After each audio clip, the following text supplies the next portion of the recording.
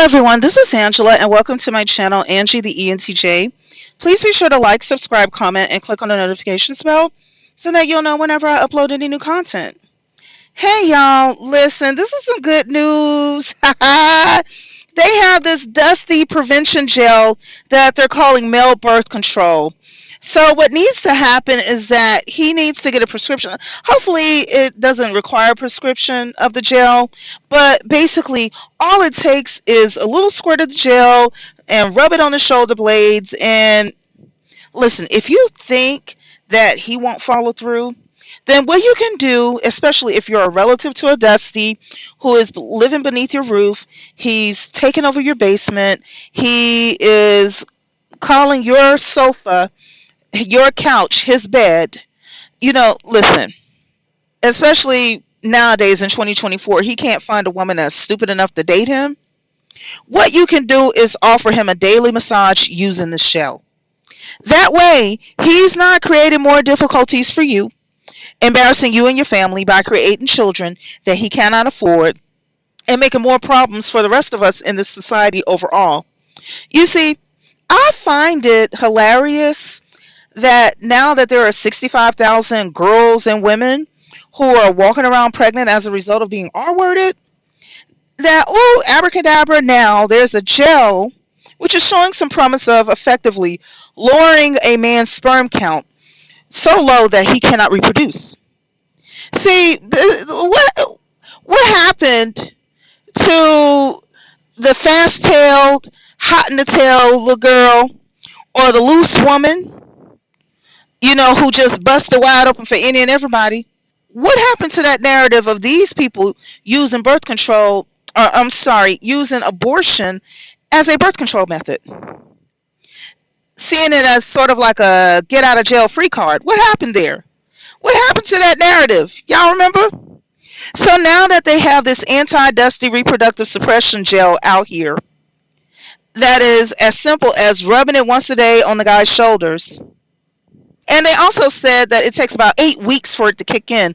Listen, I know that I'm speaking more so to the relatives than anybody else. Listen, give this Dusty a pat on his back and rub this gel into him. This will help to prevent the next generation of carjackers, smash and grabbers, mass pew, or just plain old lazy, unemployed dudes that are out here begging for money, eating you out of house and home. You can put a stop to all of those bad genes reproducing. If he's in the house all day long listening to incel podcasts and playing video games in the basement, then threaten to use it on him if he does not go out and get a job. And also put it in his bathwash so that way he will be rubbing it all over his body. See, listen, if he goes out there and gets his own place, then he doesn't have to worry about somebody rubbing male birth control gel on him. I hope that this gel gets on the shelf as soon as possible. As a matter of fact, I hope that it's even offered over the counter. That's what I would prefer to see. That way, all of us can buy it in mass quantities and start applying it to these dudes all around us. You see how this gel is now in the works when they realize that the problem has been with irresponsible boys and men all along, especially men, older men. It's been with them all along. Now that the women are going West 4B movement and are not having any relations at all, and for those of us who are not West 4B because, we can't participate, we're married, we want to have children, we're dating men and all that other kind of stuff, such as myself, I'm an avid supporter of the West 4B movement, but I can't be a part of it because, the rules are what they are, and I respect that. Listen, I have been highly selective in choosing my partner, my husband, and my standards are higher than Pluto. So now that the women are resembling, kind of like what I do, those of us that are, listen, they are panicking, y'all. They are panicking. See, they were told to leave Roe versus Wade alone. We told them not to do it, and they played the stupid game. Now they're enjoying their stupid prize. And this is just the beginning. You see, we're still going to be out here striking on June 24th, 2024. Today is June the 4th. That's 20 days from now. No work, no patronizing their businesses unless it's, exclusively woman-owned. And for those of you women who cannot actively participate, then you can wear red. Enough is enough. See, we women are the economy. Without us, there is no economy, and without an economy, there is no society. It is time that we wield our power in full force. See, what the supporters of patriarchy never fathomed is that there are two types of people when it comes to fighting. There are those who want to fight back at every single turn. And then there are those of us who know our strength and choose to withhold it because they are not worthy enough to even be considered an opponent.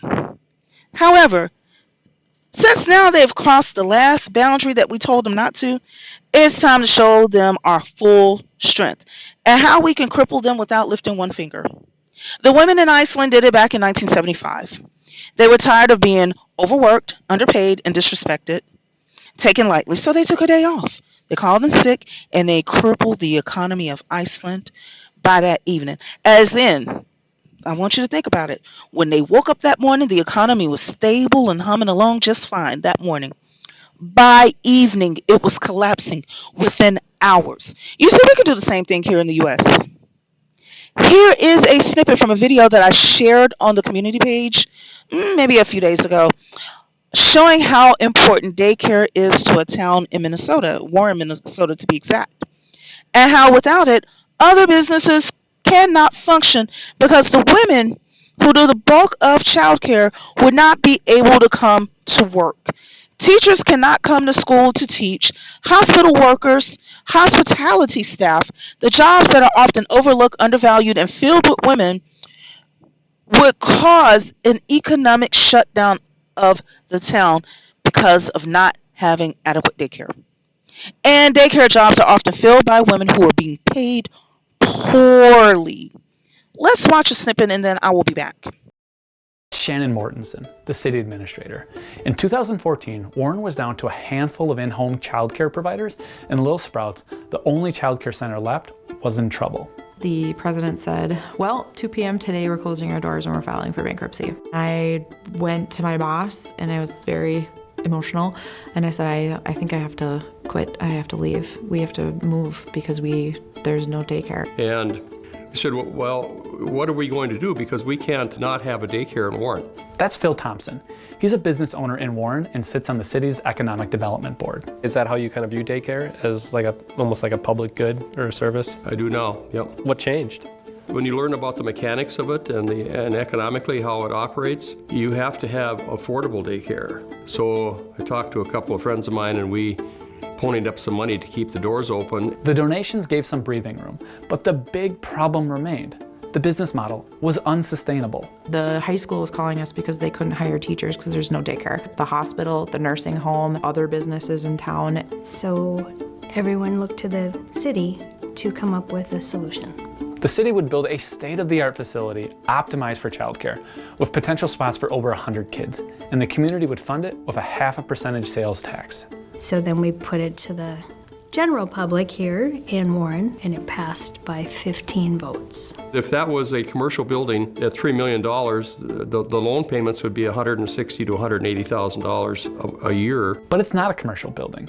Little Sprouts, a nonprofit, will run the day-to-day operations, saving hundreds of thousands of dollars a year. If we think back to that hypothetical childcare budget, the real estate expense is gone. Now they can start building a rainy day fund or lower prices.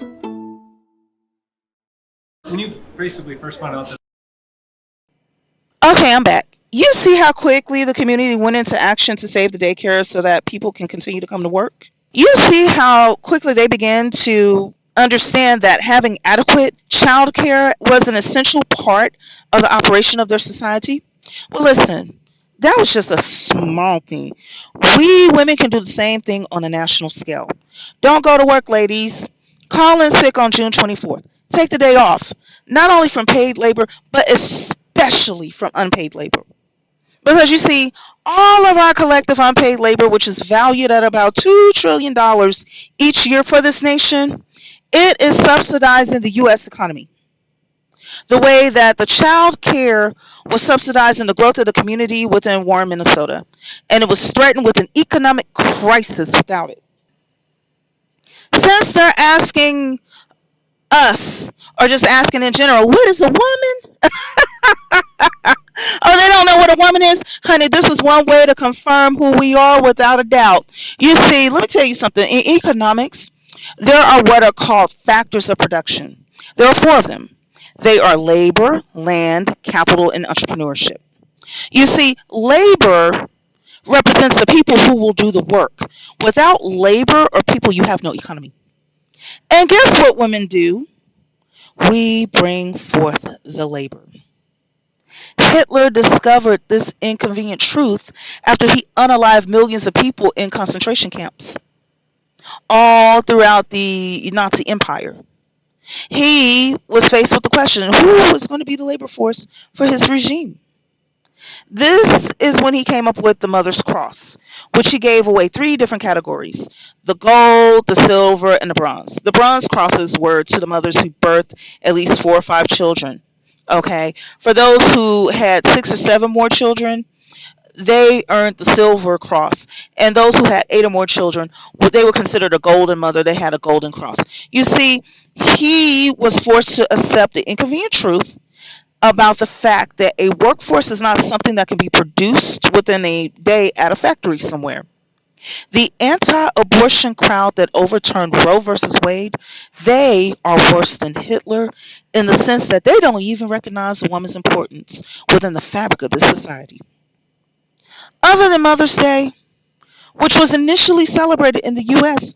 in 1908, what else do women get to honor us in this society? We get ridiculed, we get cajoled, we get institutionally abused and stressed at every point along the way. Despite the fact that we work and pay taxes within the society, as well as contribute individually the equivalent of $200,000 worth of uncompensated labor per year per person on average as a supplement to this economy. Ladies, it's time to shut it down. It's good that the men are being made to pay child support to the mother of their child from the time of conception. Yeah. Yes, it's good that they're developing this male sperm suppression gel as well to help curb the amount of future dusties. Yeah. But listen, too little too late. It's too little too late for that. We deserve better. And I feel that in addition to shutting it down, we can have nothing less than the Nordic model for all of us. I want you to think about it. And I say this very carefully. Hitler arguably is one of the most evil people to have ever existed. I am not attempting under any circumstance to glorify him. He's a demon. I'm just using him as a measuring stick to show just how evil the anti-abortion crowd is. Hitler, he's up there with Caligula. And what's that dude that went out with the helicopter a couple of weeks ago? Yes, the president of Iran, Ibrahim Raisi. You see, Caligula allegedly beheaded his first wife. And his second wife, who was pregnant at the time, he kicked her to unalivement. Her and the baby. And after he was done, this is how evil Caligula was. He married a young boy who resembled his second wife, had him castrated, and forced him to wear a dress as a woman. That's Caligula. And Ibrahim Raisi, he was known as the Butcher of Tehran. He was responsible for the unalivements of at least 30,000 people. And there are still even thousands and thousands of more people who are missing and have never been found.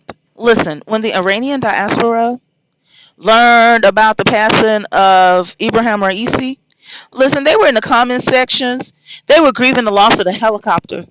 They were grieving the loss of the few bugs that were on the ground at the time of the crash. They were not grieving that man. But anyway, going back to Hitler. And, this information that I'm sharing with you right now, I'm actually getting it from the UK's National Holocaust Center and Museum. So, I want y'all to really know that there is no way on earth that I'm trying to glorify this demon when I speak about him. But here's where I'm going with it. Even Hitler, one of the most evil people in ever existence, even he offered to take care of the women, gave financial incentives to the women who supposedly fit the ideal and birthed the children in his fantasy model Germany, and also gave them the honor of the Mother Cross. Just think about it. Think about the 65,000 girls and women who've been violated, impregnated against their will, and who are now being forced to bring forth those children? Who is going to honor them for their sacrifices? Think about it. You see, like I said, these people are worse than Hitler in that regard. It goes deeper. It goes deeper, y'all. Of all the statues in Washington, D.C., over 100 of them, only about 14 of them are of women. However, everyone walking around the planet today, including here in the United States, came out of the womb of a woman. It's beyond time to shut this ish down. Ladies, don't lift a finger on June the 24th. Iceland was successful at it. They did it, and their nation, though not perfect, is way better off than what we are over here. And they're smaller, and they have a harsher landscape. They deal with harsh winters, and they are still better off in their land than we are over here, where we have literally everything from the frozen tundra down to the beaches of Miami and Key West, okay? Iceland, they have to deal with volcanoes randomly erupting as a nation. We only have to worry about volcanoes in one part of the nation currently, Hawaii. Just like the women of Iceland, we women here in the United States can turn it around without literally lifting a finger. So call in sick, take paid leave, take a day off, don't lift a finger, and enjoy showing these people who are worse than Hitler. They are worse than Hitler. What life will be like without us. So that's all I have to say for now. Please be sure to like, subscribe, comment, and click on the notifications bell so that you'll know whenever I upload any new content. Take care until next time.